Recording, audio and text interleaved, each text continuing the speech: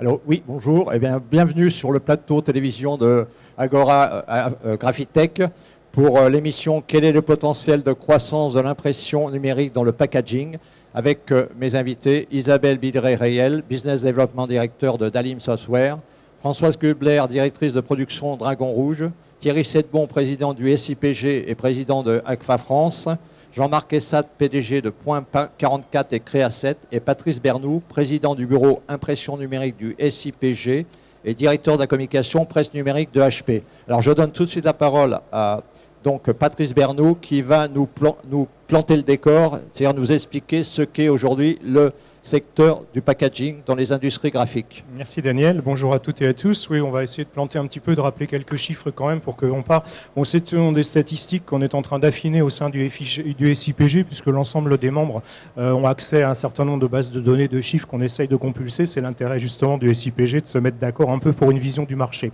Alors juste quelques chiffres pour commencer quand même rapidement. Bon, l'emballage, si on considère en équivalent, parce qu'il faut bien avoir une mesure en équivalent de page A4 pour comparer à d'autres marchés, c'est à peu près 6,9 à 7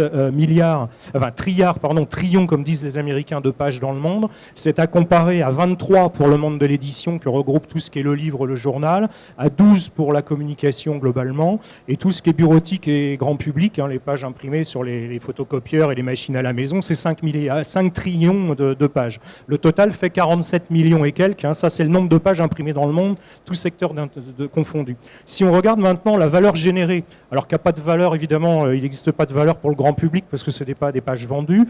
Là, par contre, ce qui est intéressant, c'est que les 7 trillions de pages se transforment en 300 milliards de dollars de business, qui est le monde du packaging en termes de valeur imprimée, 110 pour l'édition. Vous voyez que là, il y a un ratio important en faveur de la valeur au détriment du nombre de pages. Et la communication globale monte à peu près à 329 milliards de dollars. Pour un marché global estimé de value de print de 739 milliards. Et ce qui est intéressant aussi, c'est que en 2010, on considérait donc que la valeur imprimée autour de l'emballage pesait à peu près 35% de ce marché. Ça en pèse 41% aujourd'hui. Donc là, il y a des chiffres et des tendances quand même assez intéressantes. Alors, si on prend le numérique dans les arts graphiques aujourd'hui, malheureusement, là, on a eu quelques soucis de visuel, on considère en gros que l'impression numérique aujourd'hui représenterait à peu près 5 milliards de ces 47 trillions de pages qui sont imprimées. Donc pour voir à peu près. Mais il y a des secteurs évidemment où l'impression numérique est déjà fortement ancrée. Des domaines comme la photo, on est quasiment à 99% en numérique maintenant. Il y a d'autres segments aujourd'hui comme la communication, on considère qu'on est à peu près à des taux de pénétration de 4%, 5%. Et dans l'étiquette et le packaging global, on estime à peu près la pénétration du numérique à 7 ou 8% à cause de l'étiquette où il y a une forte présence. Je reviendrai tout à l'heure sur ce chapitre. Alors quand on considère les marchés de l'emballage, si on prend une segmentation traditionnellement reconnue, on a le marché de l'étiquette, l'étiquette adhésive, tout ce qui est l'étiquette collée, les manchons, l'IML qui rentrent dans cette catégorie. On a ensuite ce qu'on appelle l'emballage souple, tout ce qui est les poches, les tubes, les sachets, qui sont principalement en plus à base de matière plastique en règle générale. Ensuite, on a le marché du carton qui se subdivise en carton rigide, les tuiles, la flûte, la boîte, etc. Et puis on a le marché du carton ondulé, où là on a deux sous-marchés, c'est-à-dire qu'on imprime directement sur le carton ondulé d'une part, ou on fait du pré-imprimé qu'on va coller ensuite sur le carton ondulé, en fonction après des marchés que l'on veut toucher. Et si on prend quelques chiffres également là aussi pour distinguer tout ça, le marché de l'étiquette est estimé aujourd'hui à peu près à 34 milliards de dollars au niveau mondial. Le marché de l'emballage souple est un peu plus gros, on parle de 70 milliards. Le carton rigide aux alentours de 80 et le carton ondulé 115 milliards, pour donner à peu près les ordres de grandeur. Et ce sont des marchés qui évoluent au rythme grosso modo au niveau mondial de l'ordre de 3-4%, 5% suivant les marchés, suivant les différents points. Donc voilà un petit peu un portrait par rapport à ça. Alors, quel est le point de l'impression numérique dans ce marché de l'emballage ? Aujourd'hui, très clairement, l'étiquette, ça fait maintenant plus de 10 ans que l'étiquette est présente dans le numérique, avec deux acteurs historiques qui sont présents avec les technologies électrophotographiques et de nouveaux entrants dans le domaine du jet d'encre. Et on peut dire aujourd'hui que si on prend les 50 premiers transformateurs d'étiquettes en France, ils sont tous équipés du numérique ou quasiment. Par contre, dans le reste, c'est-à-dire le souple, le carton rigide et le carton ondulé, la pénétration du numérique est inférieure à 1%, pour ne pas dire quasiment nulle. Alors la vraie question, c'est pourquoi ? Alors on a 4 paramètres principaux les lèses qui sont souvent très insuffisantes pour avoir un modèle économique, alors que dans l'étiquette, on a des petites lèses qu'on appelle de 330 mm qui permettent de couvrir à peu près 80% de la production d'étiquettes. Donc là, ça marche très bien. On a l'impression sur des supports très particuliers. Quand on est dans le souple, on imprime sur des complexes, sur des plastiques, où là, le numérique, c'est pas sa terre d'élection d'accueil historiquement. On vient quand même d'un monde qui vient du papier avant tout. On a souvent dans d'autres secteurs des productivités trop limitées au niveau des machines. Je pense à des machines grand format qui n'imprimaient pas suffisamment vite, par exemple. Et troisième élément, il faut aussi avoir des finitions adaptées, puisqu'il y a des secteurs où ce n'est pas seulement la partie impression qui freine, mais c'est aussi toute la partie finition, les platines de découpe, le pliage, etc. Où là, il y a à mettre en œuvre des machines en conventionnel qui coûtent trop cher pour des petits volumes, et ça permettra de voir après quelle est l'opportunité du numérique, effectivement, dans ce secteur. Donc la donne est en train de changer, et ça amène à la réponse à la question. Pourquoi ? Parce que depuis la Drupa dernière, un certain nombre de fabricants ont annoncé des machines avec des formats plus importants, ont annoncé des machines capables également d'être accompagnées par des solutions de finition que les fabricants de finition ont faites, sachant que les machines sortaient, c'était tout à fait cohérent. Et puis on a également une évolution très forte sur la qualité, sur la productivité des machines, qui font qu'il y a un certain nombre d'offres maintenant disponibles sur le marché par les constructeurs, qui font qu'on va démarrer réellement, disons, cette année, grosso modo, avec la diffusion de pas mal de solutions chez certains acteurs. Alors ça commence tout doucement, mais ça commence à monter. Alors, quel est, pour Thierry Sedbon, donc SIPG, mais également président d'AGFA Gevart France, donc quelle est la position d'AGFA sur ce marché et sa vision de ce marché? Alors, on m'entend, oui. En fait, aujourd'hui, si on regarde un petit peu les migrations technologiques de ces dernières années qu'ont subi notre industrie, pour ceux qui s'en souviennent, le PostScript, c'est pas si vieux. Les révolutions technologiques sont extrêmement importantes et très très rapides. Aujourd'hui, ces révolutions technologiques ont amené, grosso modo, à ce que tous les imprimeurs arrivent à imprimer une qualité nécessaire et suffisante par rapport aux besoins de leurs clients. Donc aujourd'hui, le challenge n'est plus d'imprimer, que ce soit du packaging ou d'ailleurs d'autres choses, mais c'est de comment on peut faire pour anoblir ce fameux document imprimé. Et toute la compétition des années à venir, ça va être sur l'anoblissement du document imprimé. Et aujourd'hui, le numérique donne une réponse à cet anoblissement. Et donc, il y a différentes technologies qui sont disponibles aujourd'hui sur le marché. On parle effectivement de vernis sélectif, de vernis 3D, et je pense que toutes ces technologies ont vraiment leur place et leur place à jouer dans le packaging. Je pense que c'est vraiment un axe de développement sur lequel il faut qu'on travaille. Donc on peut aujourd'hui réaliser toutes les technologies qu'on réalise aujourd'hui sur le traditionnel, c'est-à-dire en fait les vernis, non seulement les vernis, mais également les dorés, les argentés, etc. Oui, aujourd'hui, il existe des technologies sur le marché. Enfin, Point 44 est un bon exemple d'imprimeurs qui peuvent s'équiper, qui ont su s'équiper au bon moment de technologies qui permettent d'arriver à un noblissement du document imprimé avec des vernis en ligne, avec de la dorure, de l'argent en ligne, de manière à pouvoir diminuer les temps de réactivité, de pouvoir permettre aux clients de pouvoir faire du prototypage et des séries limitées, par exemple. Et je crois que Point 44 est un très bon exemple. Donc Jean-Marc Essat, donc, vous êtes déjà équipé, vous avez disons, sur quel type de marché vous êtes situé? Alors Point 44, effectivement, la rencontre avec toutes les technologies qui permettent d'ennoblir nos imprimés, ça date d'il y a 2 ans. Quand on a investi, on y a cru. On a investi il y a 2 ans dans une technologie de vernis 3D qui existait et on a également investi à l'époque dans la dorure e-foil numérique qui était encore dans les cartons, mais pour lequel je croyais beaucoup et ça fait maintenant 1 an que ça tourne. Et je dirais qu'au-delà d'être capable de reproduire des imprimés traditionnels en utilisant les technologies numériques, on va même au-delà. Puisque aujourd'hui, quand on fait de la dorure galbée en numérique, on va le faire sans gaufrage. Et donc, ça permet d'avoir une impression sur le verso qui n'est pas déformée. Et donc, on va au-delà même de ce qui existe déjà aujourd'hui. Donc, toutes ces technologies nous permettent de nous différencier et c'est aujourd'hui ce qui nous permet de nous battre sur le marché difficile qu'on connaît tous. Donc Patrice Bernoud évoquait les problèmes sur le façonnage. Est-ce que vous êtes confronté à ce problème et comment vous l'avez résolu? Oui, parce que en fait, il y a toujours des précurseurs. Il y a un problème économique qui fait qu'on ne sait jamais à quel moment il faut investir. On y va, on n'y va pas. On attend le modèle économique. On se dit, bah non, je vais attendre 6 mois, les prix vont baisser. C'est la problématique du chef d'entreprise. Et au niveau du façonnage, on peut faire le tour du salon aujourd'hui et on voit la multitude. On n'avait pas ça il y a 2 ans, on ne l'avait pas non plus l'année dernière. Tout le façonnage numérique, que ce soit du pelliculage, de la découpe, on voit plusieurs machines qui font de la découpe rotative sur des lèses spécifiques pour le numérique pour pouvoir s'adapter à ce nouveau marché naissant des très courtes séries avec des temps de réponse extrêmement performants. Alors vous ne m'avez pas indiqué quel type de marché vous visiez ou aujourd'hui dont vous n'êtes pas propriétaire, mais dont vous disposez pour ces créneaux qu'évoquait Patrice Bernoux. Alors, Point 44 était initialement une entreprise, une imprimerie de labeur. Aujourd'hui, on a un esprit produit comme on peut l'avoir dans le packaging. C'est-à-dire que même dans les produits de communication, si on pense produit, on va penser...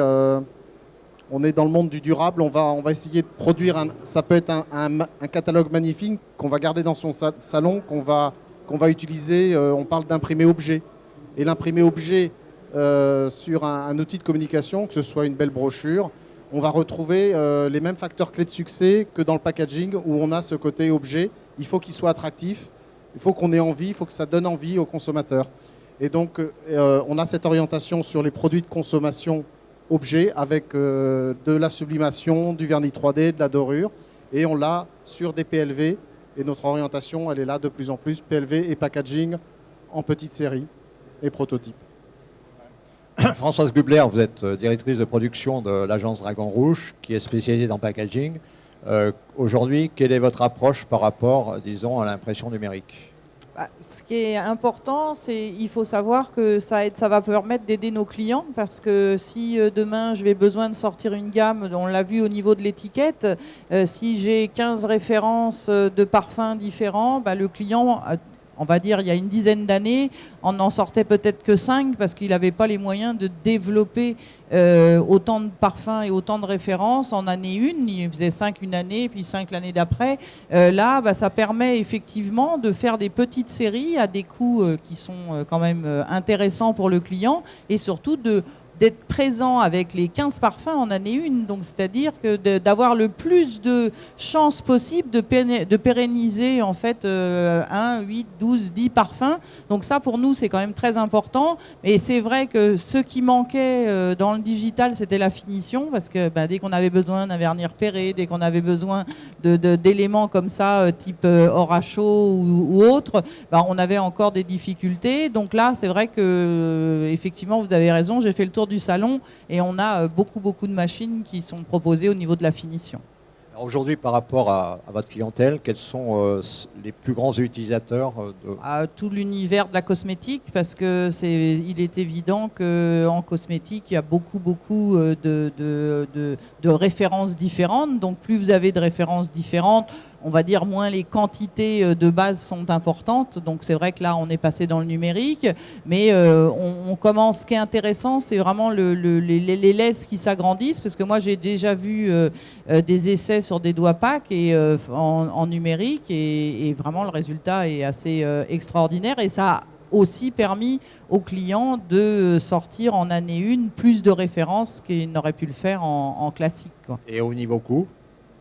Là, nous, on est moins concernés, l'agence, envers les coûts, parce que ça, c'est quand même les clients. Mais on présume qu'effectivement, le coût est lié par rapport à des procédés de cylindres tels que l'Helio, par exemple.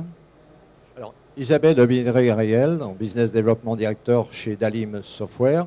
Que se passe-t-il côté logiciel dans le domaine du numérique et du packaging ? Alors, mon propos va être de compléter en fait cette information et la chaîne, puisque nous, effectivement, on va mettre à disposition, si on fait un petit peu une rétrospective au niveau du packaging numérique et la personnalisation, il y a eu une forte campagne qui a eu lieu il y a 2 ans, lancée par Coca-Cola, et je crois que c'est celle qui a initié l'avènement du numérique dans le packaging. Pour reprendre les quelques chiffres qui ont été cités, d'ici 4 ans, on va doubler le chiffre d'affaires à l'échelle internationale du packaging numérique, pour toutes les raisons qui viennent d'être évoquées, qui sont tout simplement la possibilité de tester sur le marché à petite échelle des produits, sur des villes cibles, sur des pays cibles, l'arrivée sur le marché de gamme aussi beaucoup plus petite, notamment sur tout ce qui est bio.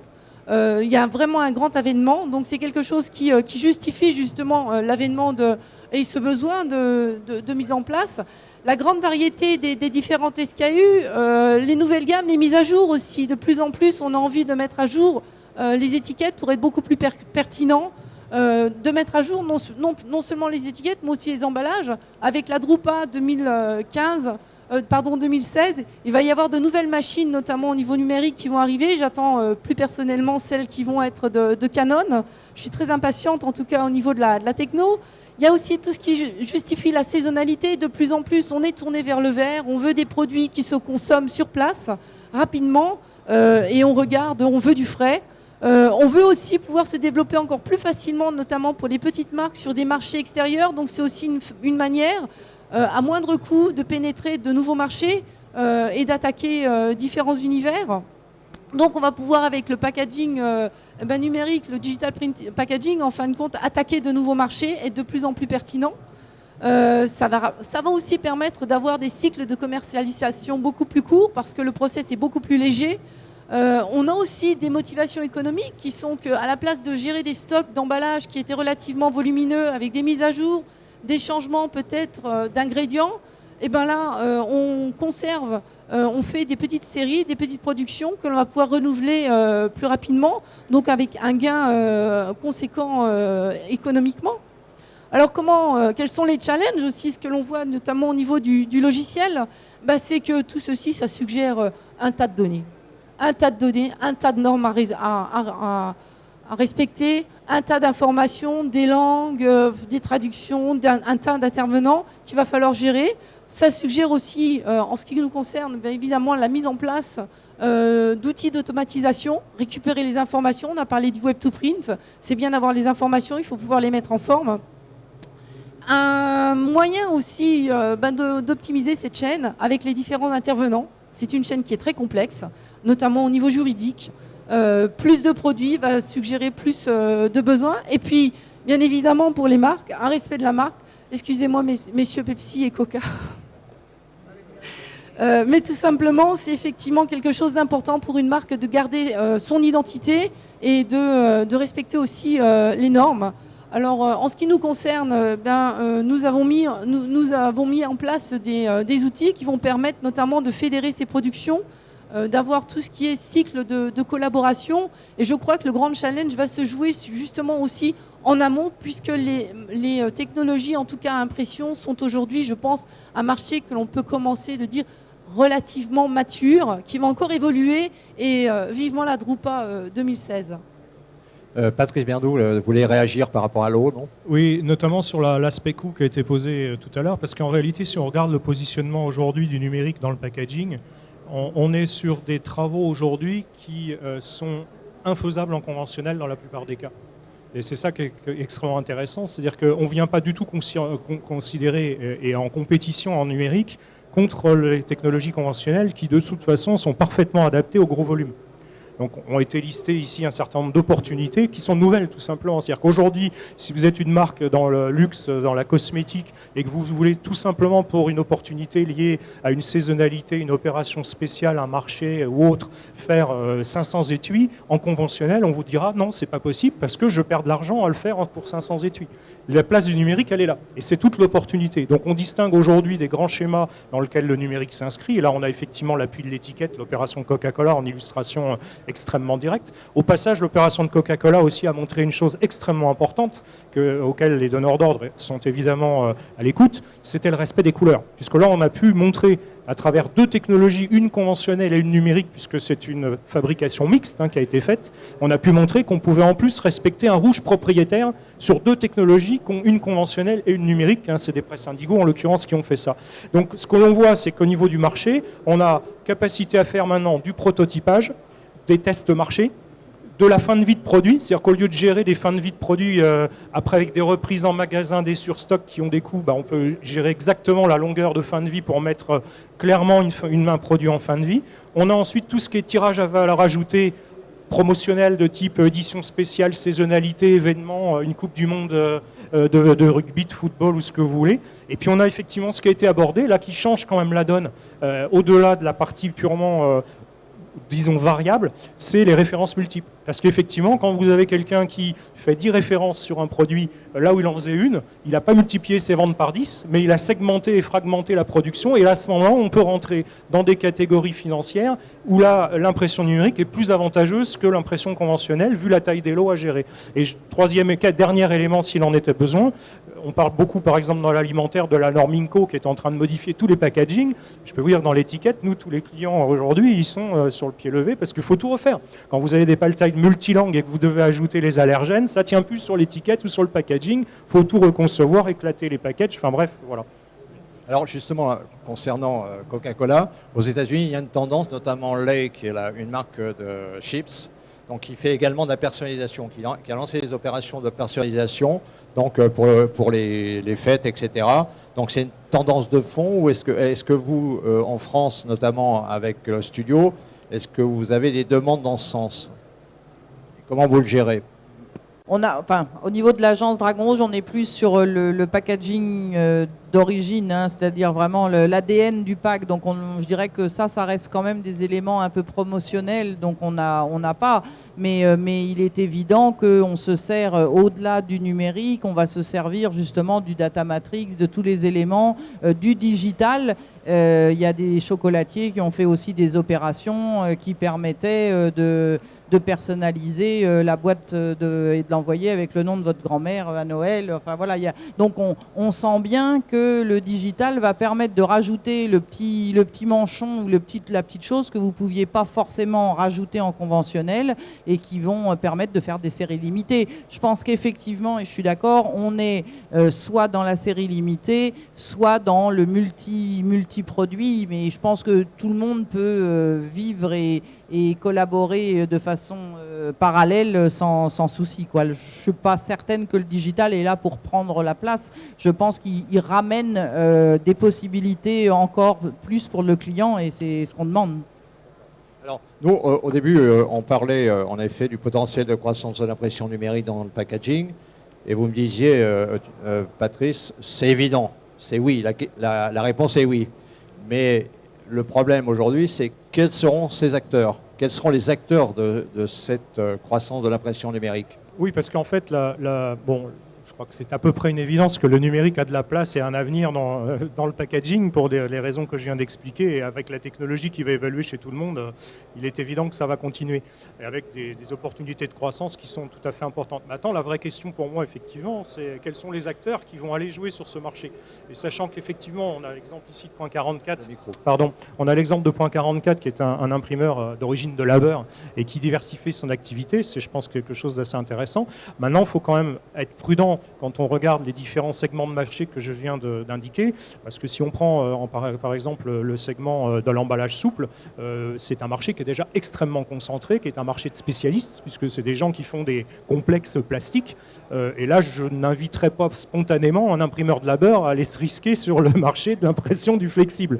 Maintenant, il y a d'autres marchés sur lesquels il peut y avoir des opportunités à regarder. Il faut quand même voir que le marché de l'emballage reste malgré tout un marché déjà bien orchestré et concentré. Pourquoi? Parce que vous avez tout simplement en face des donneurs d'ordre qui sont là depuis longtemps et qui ont rationalisé aussi les fournisseurs par rapport à des volumes internationaux.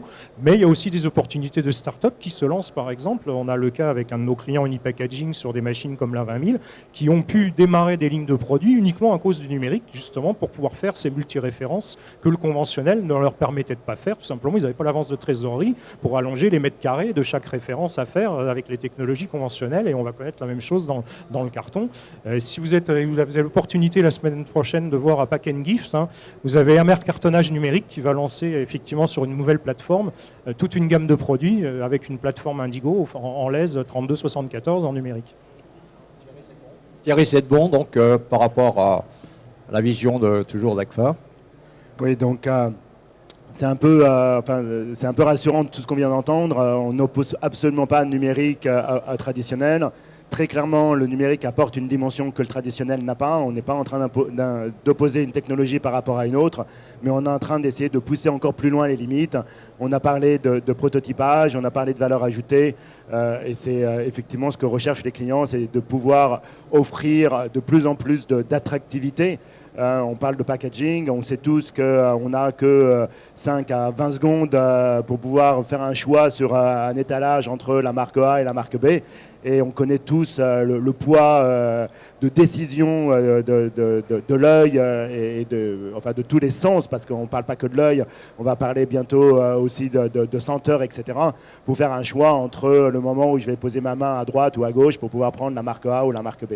Et donc toutes ces technologies qu'on amène, et c'est le propre de fournisseurs que je représente ici. Hein. On est un syndicat de fournisseurs et on se doit d'apporter à nos clients imprimeurs des technologies qui permettent de pousser encore plus loin la créativité. Et Point 44 est un très très bel exemple. Alors justement, Jean-Marc Essat, est-ce que pour vous et vos confrères, c'est de la valeur ajoutée? Alors, oui, tout à fait, c'est de la valeur ajoutée. Mais je voudrais revenir sur ce qui vient d'être dit par rapport aux acteurs.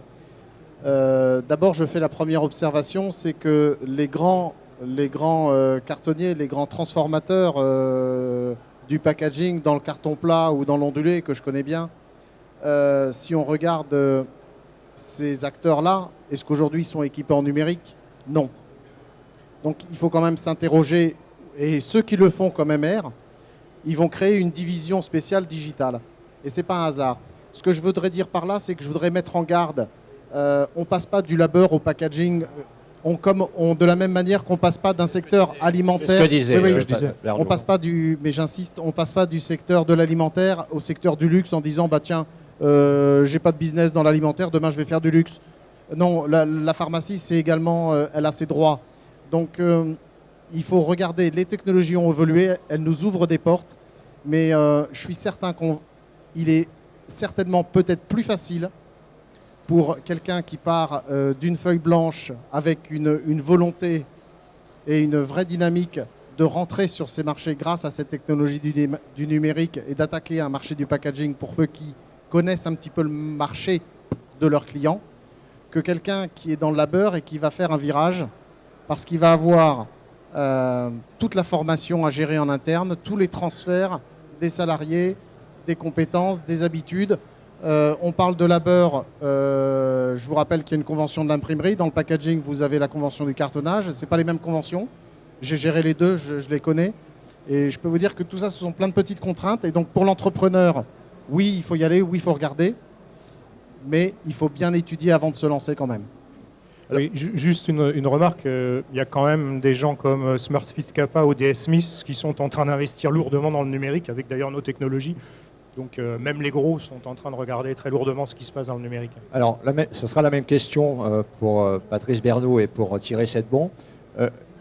Quel type de machines sont dédiées dans vos marques pour le packaging et combien d'installations pensez-vous, disons, opérer d'ici dans les 2-3 ans? Alors, en ce qui concerne HP, aujourd'hui, nous, l'offre pour le packaging, elle est très simple. Elle est d'une part dans tout ce qui est le registre de la moyenne lèse, on va dire, des machines maintenant qui sont en 75 de lèse. Donc là, on a une plateforme qui s'appelle la HP Indigo 20000 qui est dédiée à tout ce qui est flexible, emballage souple. Et là, on est déjà à une dizaine d'installations en Europe à ce jour, dont d'ailleurs des sites qui commencent à être multiples. Hein. Alors à la fois pour d'ailleurs du souple et de l'étiquette, puisque c'est aussi un moyen de doubler la possibilité de faire de l'étiquette, faire du manchon, etc. Ensuite, on a la presse Indigo 30000 qui est la même machine en termes de lèse 75 mais en feuille. Et là, on a MR Cartonnage Numérique qui investit dessus, mais il y a déjà également une dizaine de machines en Europe. Pardon. Ensuite, il y a également des offres qui commencent à se décliner cette fois sur des presses bobines, donc là sur des lèses beaucoup plus larges. Et on a annoncé également un accord avec KBA pour des machines qui arriveront l'année prochaine, là pour faire de la bobine en pré-imprimé. sur des lestes de 280 qui permettront à ce moment-là de faire du précollé directement pour de l'ondulé. Là, c'est tout le marché, par exemple, des boîtes de téléviseurs, etc., des cagettes et autres. Et puis, on a toute l'offre après Cytex en très très grand format qui permet d'imprimer directement sur de l'ondulé. Là, quand on souhaite avoir une qualité moindre, et là, c'est des machines qui marchent à 700 mètres carrés heure, avec maintenant du blanc, l'orange en plus pour répondre aux problèmes de colorimétrie, de Pantone, etc. Donc, vous voyez, et ça, c'est des diffusions qui commencent à se multiplier. On est dans des phases pionnières, soyons clairs, puisque bon, les machines sont disponibles en gros avec les outils de finition qui vont bien depuis cette année. Mais le rythme de progression, il est exponentiel. On part de zéro, entre guillemets, donc ça ne peut que croître. Thierry Sedbon. Alors, il est très difficile de donner les chiffres. Donc, à AGFA, on a plusieurs marques et on pousse plusieurs produits. Entre autres, on distribue également dans plusieurs pays du monde la marque MGI. Lorsqu'on parle de packaging, on va naturellement penser à la Jet Varnish que pour un 44 est équipée. Combien on peut en installer sur le territoire français, c'est extrêmement difficile à donner un chiffre aujourd'hui. Comme tu disais, Patrice, tout à l'heure, on est vraiment en phase d'expansion et on est vraiment dans le démarrage. Par contre, il y a tout un autre volet qui est le volet du grand format, où là également, avec des blancs couvrants, avec des vernis 2 dimensions, 3 dimensions, là aussi, les gens du packaging, sur le grand format, commencent à penser à utiliser ces machines-là pour faire du prototypage. Et il y a peut-être aussi un axe de développement. Françoise Gubler, vous vouliez réagir à Alors, ce qui est important, nous, c'est le prototypage, c'est-à-dire que là, je lance un petit appel aux fabricants de vos machines, c'est que nous, on ne peut pas les acheter parce que ce n'est pas notre corps de métier. Par contre, on aimerait bien savoir qui les a, ces machines-là, parce que parfois, on a besoin de faire des prototypes, des bases de maquettes, et on n'a pas du tout, voilà, alors j'ai récupéré plein de cartes de visite, mais en fait, on manque d'informations sur où sont installées ces machines et qui les utilise, en fait. Donc, venez nous voir, on est ravis de voir toujours les possibilités qui peuvent être faites et proposées en prototypage, donc sur des petits exemplaires. Alors vous, si j'ai bien compris, Isabelle Billet-Réel, vos clients sont multiples. C'est-à-dire que, par exemple, Dragon Rouge peut acheter votre logiciel. Oui, nous, ça va être, en fin de compte, nos clients vont être ceux qui vont vouloir organiser cette chaîne. Comme vous avez pu le voir, il y a énormément de données à être traitées. Il va falloir à un moment donné les stocker, les retrouver, les réutiliser, avoir les bonnes couleurs, avoir les bonnes informations. Et en fin de compte, aujourd'hui, ce que l'on observe de notre côté, c'est que les marques, les donneurs d'ordre, commencent à s'équiper justement des mêmes systèmes que ceux que l'on trouve dans les agences, que ceux que l'on trouve chez les producteurs, et tout simplement pour pouvoir optimiser leur cycle de production. Puisqu'avec cette grande variété, on va avoir une grande possibilité, une grande flexibilité. Donc c'est ce que l'on observe. Donc effectivement, le panel nous va du donneur d'ordre, effectivement à l'imprimeur, et notamment au niveau du web to print, tout ce qui est étiquette. Aujourd'hui, lorsqu'on a récupéré les informations, ce qui est important, c'est de pouvoir les transcoder et les rendre digérables par les différents process d'impression et les différentes machines. Donc c'est assez transverse.